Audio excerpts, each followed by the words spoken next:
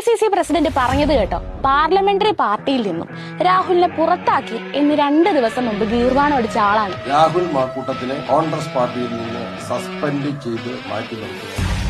അതുവഴി തന്നെ അദ്ദേഹം കോൺഗ്രസിന്റെ നിയമസഭാ കക്ഷി അംഗവും കുറഞ്ഞ ലഭ്യമല്ല. നിയമസഭയിൽ രാഹുലിന് എല്ലാവിധ സംരക്ഷണവും നൽകുമെന്നാണ് ഇപ്പൊ പറയുന്നത്. അദ്ദേഹത്തിന് അവകാശമില്ലേ?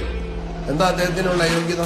ഞങ്ങൾ നേരത്തെ പറഞ്ഞ കാര്യകാരണ സഹിതം ഏത് അയാള് പ്രസിഡന്റായി ഇരിക്കുന്ന പാർട്ടിയിലെ വനിതാ MLA-മാരും വനിതാ നേതാക്കളും വരെ MLA സ്ഥാനം രാജിവെക്കണം എന്നാവശ്യപ്പെട്ടിട്ടും കോൺഗ്രസ് പാർട്ടി രാഹുൽ മാങ്കൂട്ടത്തിനെ കെട്ടിപ്പിടിച്ച് പൊതിഞ്ഞു നിർത്തുകയാണ്. ഈ വനിതാ MLA-മാരും നേതാക്കളും ഇയാളോടൊത്ത് എങ്ങനെയാണ് പ്രവർത്തിക്കുക?